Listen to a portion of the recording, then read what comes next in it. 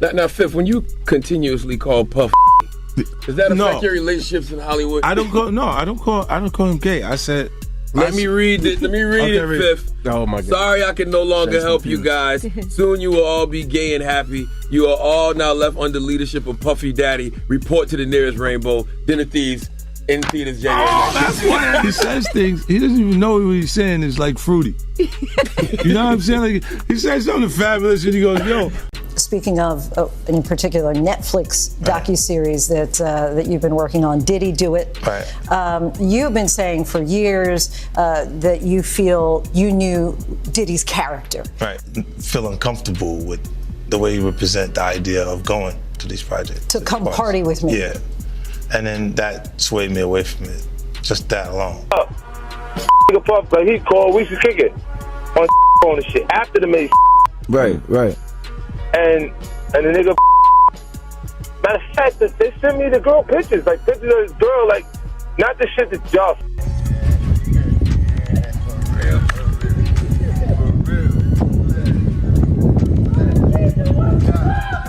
The hip-hop world has been rocked by a storm of controversy after alleged footage involving Diddy and Burna Boy ignited speculation, mistrust, and industry-wide shock.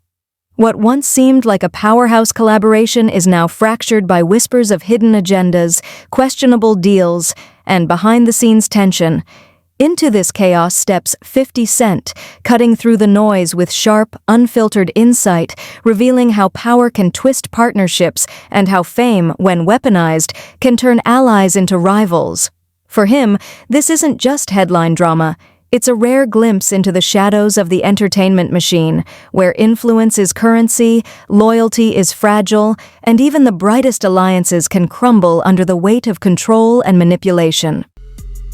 Isn't it weird that the government was so interested in Diddy's baby oil that they took 1,000 bottles away from his house? If the government took 1,000 bottles of baby oil and somebody had things what appeared to be baby oil, and then you have to listen to the prosecutor. He said that they seized 1,000 bottles what allegedly to be baby oil. Allegedly to be baby oil. So that's telling people that it wasn't baby oil. And people think that that was baby oil, they out their mind. I don't believe it was baby oil. Yo, bro, when they went up in there, they knew what they was gonna find. They knew what was ever in that baby oil or that those bottles that appeared to be baby oil, they knew about that at first. You gotta realize 9 times out of 10, that individual that got caught at the airport, that was supposed to be their carrier, told them what they was doing and what they had. I wouldn't put him past that he told them everything. So when they went up in there, they knew they had to take whatever was out there, and that thing that appeared to be baby oil, they took that. Before the controversy erupted, Burna Boy stood as an unstoppable force, rising from the vibrant pulse of Port Harcourt to the world's biggest stages with momentum that felt almost inevitable. His collaboration with Diddy on Twice as Tall was framed as a historic bridge between continents, Diddy bringing global reach and industry clout, Burna delivering soul, culture, and a sound that carried Africa's heartbeat across borders. Together they produced music that transcended language and geography. But beneath the polished success, early cracks quietly appeared. In scattered interviews, Burna's energy shifted, his words tinged with fatigue, the voice of an artist struggling to protect his vision. The very deal that elevated him internationally also seemed to impose subtle constraints on his creative freedom. What once looked like a golden path to superstardom slowly revealed itself as a brilliant yet confining box, dazzling on the outside, restrictive at its core. See how many of those come back to be baby oil. Bro, listen to me. Costco don't sell that much baby oil. Where you know sell that much baby oil? Yeah, I don't know any store that sell that much baby oil. I know Costco, they came out and said that they don't even sell baby oil. My sentiments exactly. But you personally, right, what do you believe was in the baby oil? If you ever seen a massage parlor being raided and they walking out the people, do they take the massage oil with them when they go?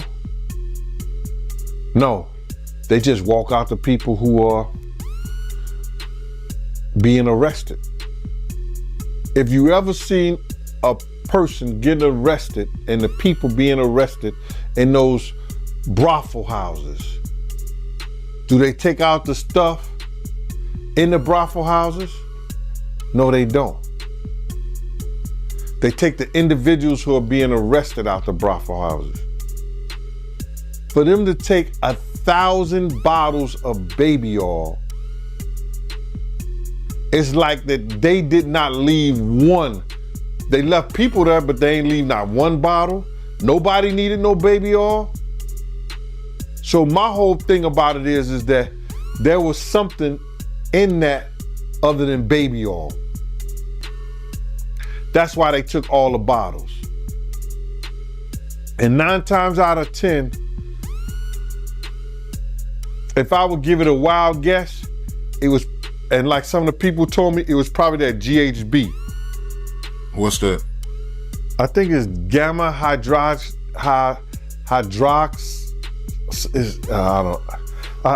I looked it up, bro. Let me see. See if I can find it. I know this is just showing everything like that, but oh no. Let me. Yo, somebody tap dance or sing or do something, you know what I'm saying, while I'm doing this. Oh, here it go right here. It's gamma hydroxy butyric. What is its effect on the body? It's a euphoria, drowsiness, decreased anxiety, and memory impairment. It works on the nervous system and gives you this feeling of euphoria. So they take that and rub it on her and you forget who you are, what you're doing. It can also give you memory loss, drowsiness. And that's under the DEA, the Drug Enforcement Administration.gov. When the alleged footage surfaced, the story shifted entirely. No longer just about music, but about influence, control, and the hidden forces behind superstar partnerships. Burna Boy's once cryptic posts about freedom and false kings suddenly read less like poetry and more like subtle signals of resistance against an unseen grip. Fans dissected his lyrics and interviews, connecting dots that hinted at frustration and rebellion. Then 50 Cent stepped in with his trademark blunt breakdown of the industry. These dudes act like they run people's careers, a line that sent shockwaves through hip-hop and reignited debates about power disguised as mentorship. His words stripped away the glossy surface, exposing an ecosystem where deals, favors, and influence shape destinies. And now, as the dust settles, one pressing question remains. In a world where success often comes with strings attached, is genuine creative freedom still possible? No, you want to sit around and pretend to like bitch. That's what y'all do. And then you get these hard Jocelyn. So I'm just like curious. these are the you like half man bitches. No disrespect, but Jocelyn rough. Them shoulders is. And the way she like running up on, I already know she done strapped up on you. Ooh. So Jack, let me ask you. There's one. Some of the shocking things I hear that mean with a harness. Oh. Okay, not a harness. Yeah. So I gotta ask you this. I'm sure somebody's already asked you this, but have you ever been to a P. Diddy party? Yeah, several, many, honestly. And so, can you take us through like what goes on, like when you were there? What did I say when y'all asked me about the why was the TD Jakes at the Diddy party? Yeah. What'd I say? Money. And That's correct. Were you surprised that there were so many cameras in his houses? no. That he was recording these? Of course. He is the J. Edgar Hoover of hip hop. Okay. Y'all done seen him put on the pyramid with a skirt? So let me ask you, when you hear that Cassie was told to hire male escorts to come in what they call freak-offs now. Yeah. Is that something normal that happens in Hollywood? Yeah. Freak-offs. Yeah. Okay. Everybody know that. I've been saying it. Yeah. Yeah. How many times I got these is wild. So do you feel like people, when they hear pink cocaine, Young Miami has to bring across? Wait, the Tusi. Yeah, the Tusi. That's what they call it. I found out. I talked to my drug guy. Because I wanted to be informed. Because people was calling it Tusi, that's calling it the Tunchi. I didn't know which one it was. So I talked to my drug guy, and my drug guy filled me in. And then it made perfect sense. Tusi. Talk to him. Drugs with Jaguar. Let's talk. Drugs education. 101. So Tusi is the cocaine, but they take the ketamine and cook it up, and they fold it into the coke. Now, if you don't know what ketamine is what they call on the street special K. It's a veterinary drug. It's a horse tranquilizer. Now, gay men have been using this for years. See, back in the day, if you went to a gay party or a gay rave, there were certain drugs that you would always find on hand. Viagra, ecstasy, special K, and cocaine. Now, see, the cocaine keep you up all night, but unfortunately, it gives you limp noodle because of what the blood flow is. So you with a half-hard dick all night. So that's why you have the Viagra, to make sure that the dick involuntarily stays hard while you're numbing yourself with the coke. Now see, the ketamine, that's a horse tranquilizer. So that relaxes all your muscles. You could get by 80 ton gorillas. You wouldn't feel a thing. So now, your dick is gonna stay hard, you numbed up, and you high. You got the ketamine in you, so you don't feel shit. And then you add the ecstasy to put in the feeling that you've now blocked out. And now you got a party. Freak off cock. Contracts are the hidden engine of the music industry, and few navigate that machinery better than Diddy. Reports suggest Burna Boy's deal may have given Diddy sway over royalties, distribution, and even touring decisions, creating a framework where artistic choices are steered more by clauses than passion. It's the kind of fine print that turns creativity into calculation and partnerships into delicate power plays. Industry insiders note that while agreements like this are common, they often blur the line between collaboration and control, raising the question of whether a true partnership can exist when one side holds the leverage. Seen this way, Burna's growing tension may have little to do with ego and everything to do with the quiet fallout of a contract that confines him.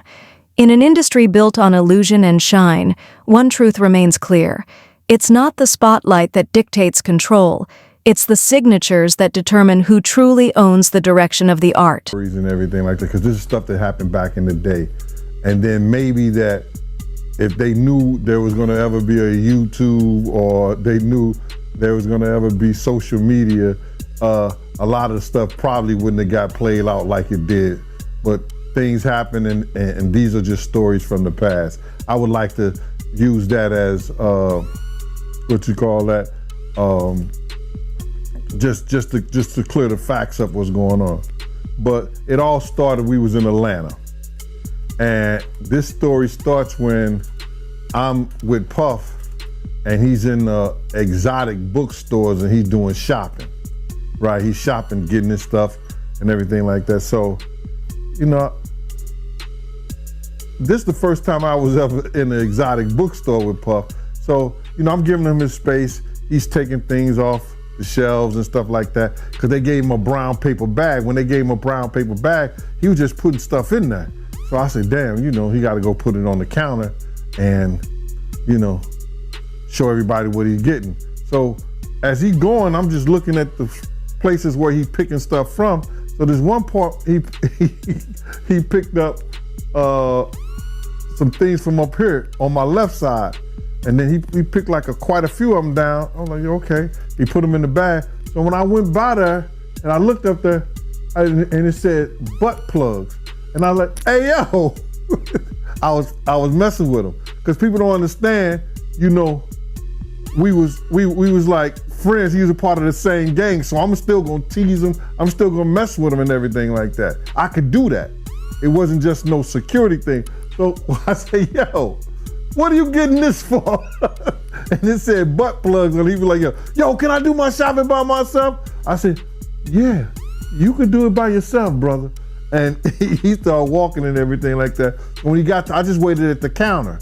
When he got to the counter, he didn't even have to show the guy nothing. He just gave the guy a wad of money. I mean, like he gave the guy a stack something like this. And Puff wasn't the dude that carried no 20s and no 50s and nothing like that. And I mean, like, he just said, boom. And we walked out the store. So we had to leave Atlanta and go to North Carolina for a show. You understand? And it was him, this rapper, Sarah, and this other girl. We all got on a G5 jet, and we flew to G4 jet, and we flew to North Carolina. So later on that, I think that afternoon, same day, this rapper and him, they all in the room together. It's Sarah, the girl, Puff, and this dude, this rapper. As the controversy intensified, fans split into fiercely divided camps, each convinced they knew the full story. Some accused Diddy of leveraging a rising star for personal gain, shaping both narrative and profit to his advantage. Others argued Burna Boy was pushing back against the very system that helped elevate him globally. Into the chaos stepped 50 Cent, cutting through the noise with a sharp reminder. That's why I own my masters. Nobody's ever going to control me.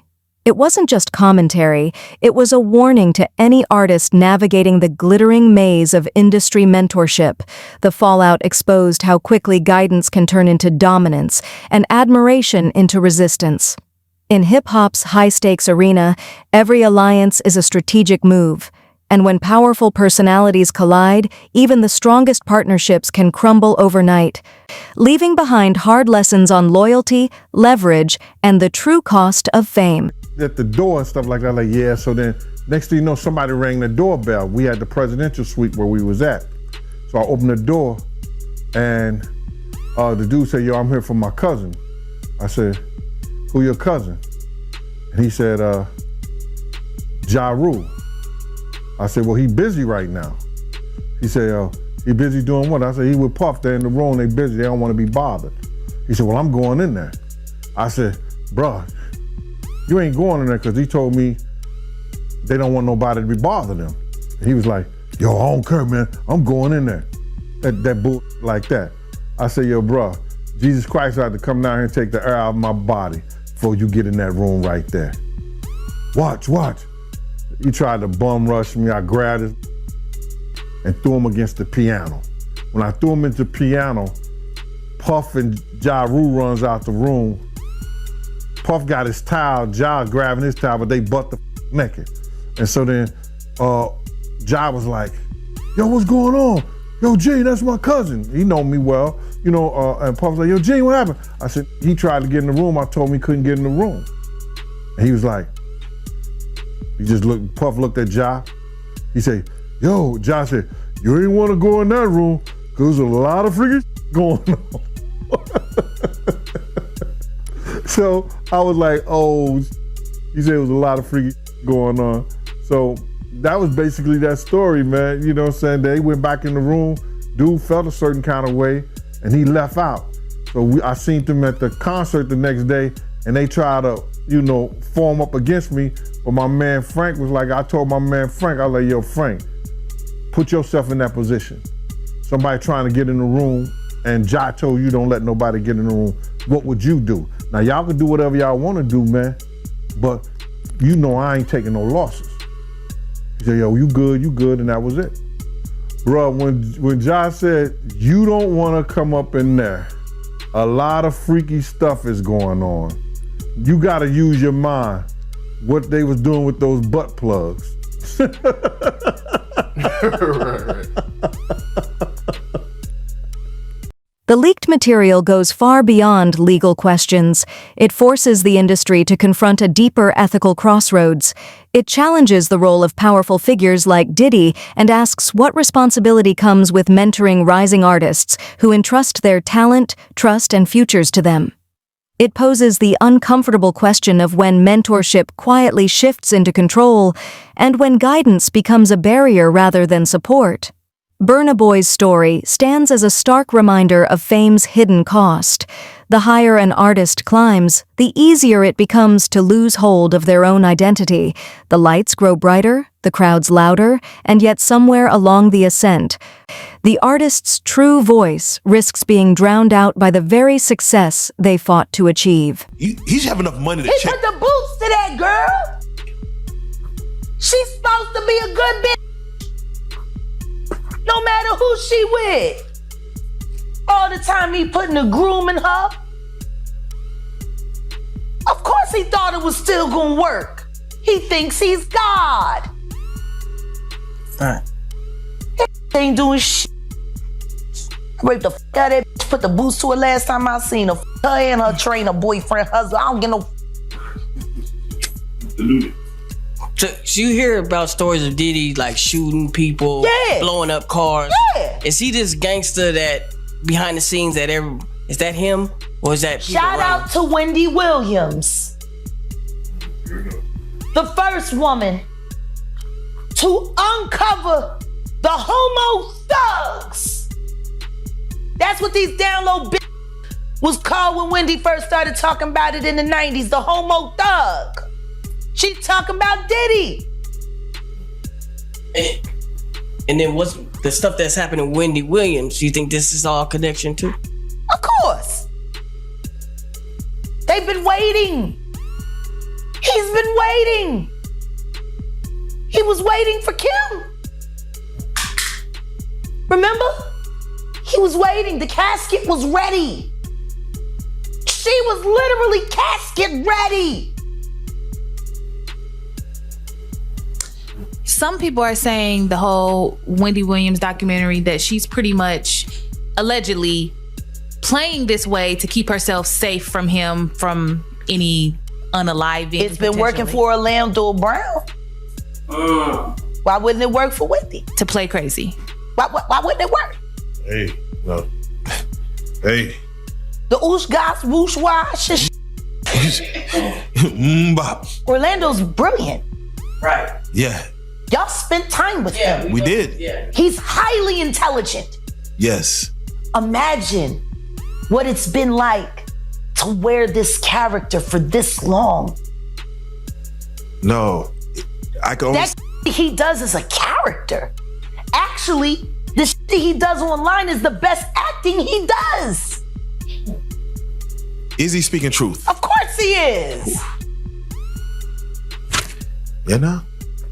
We seen Quiet on set. Major pain in his ass. Literally. Since he was a kid. Man. And then milk around. Talking about expensive pain. Now, in his ass. wait, this is Philly you're talking about now. Wait a minute, Jack. Me. Wait a minute. He's a f***ing Fruit Loop. He Diddy fried. This is Philly. He's a deep fried period. He Diddy fried. He Diddy fried. He the Diddy do our bop. Me. Real rap. You think that audio that they put out was real? Yeah, that was him. Nicki put that out there. That Nicki recorded that at the off in the Calabasas. Man. She been waiting to drop that shit on Meek. Oh, man. She just wasn't going to tell nobody it was Diddy. But now that Diddy out there, why not? So then who's the guy who's claiming he recorded it? Oh, somebody that got paid? Yeah, he said like I was standing somebody outside the door. that got paid. Yeah.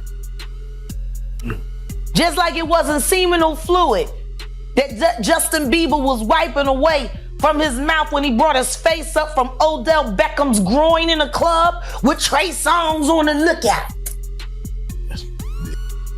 The images are there. Diddy-fied.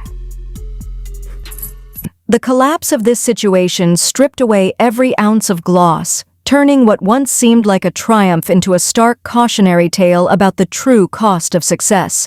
A partnership once celebrated as a dream alliance now stands as a reminder that fame without control is simply polished restraint.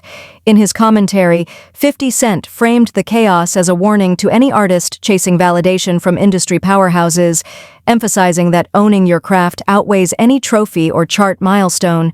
The struggle between power and creativity has always existed, but rarely does it play out so publicly, forcing everyone to face a harsh truth. Behind every bright stage light lies a fight for independence, and not everyone walks away with theirs intact. All about the money. They saw what he did to Cassie. With the kicking, the punching. They saw what they did to Cassie. They know that nobody in America like that. So now, these people are represented by a brand. Whether it's something about the music, clothing, movies.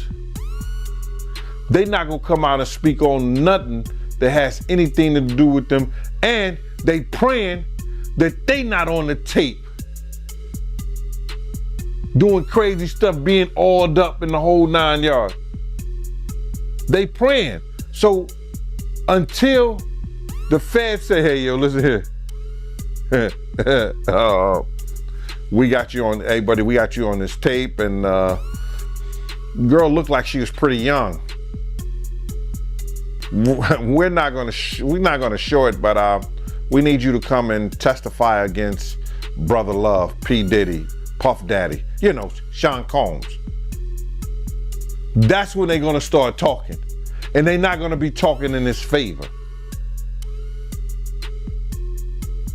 When the feds come to them and show them what they got on tape, because if he had 250 tapes all over, 250 cameras all over the house, somebody got caught stealing a cookie out the cookie jar.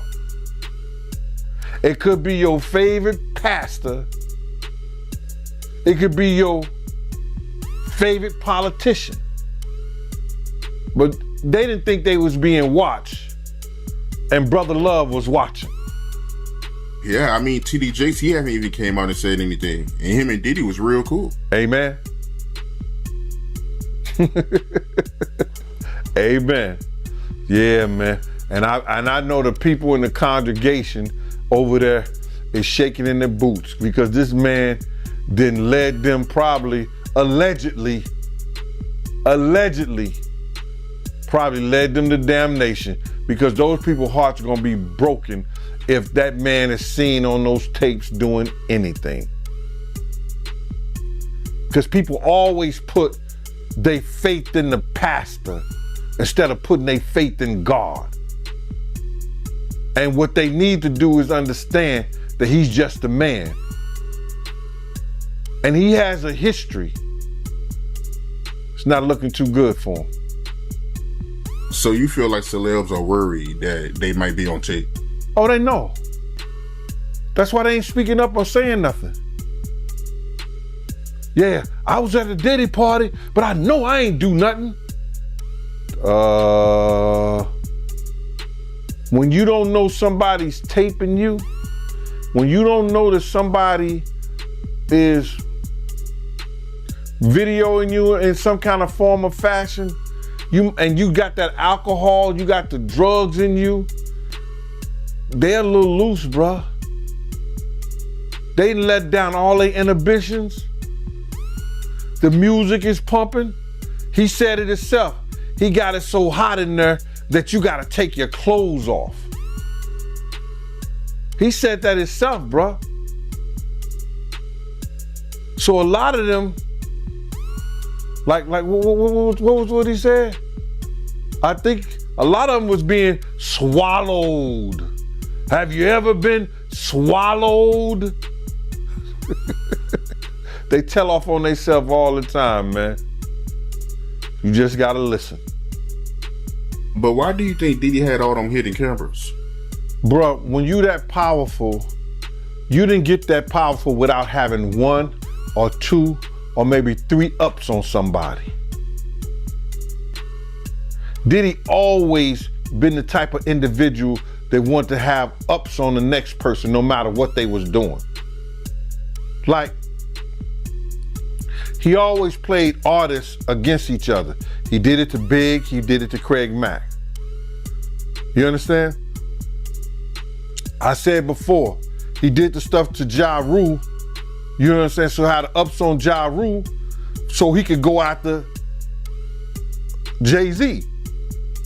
You understand what I'm saying? So he always played those kind of up games on people.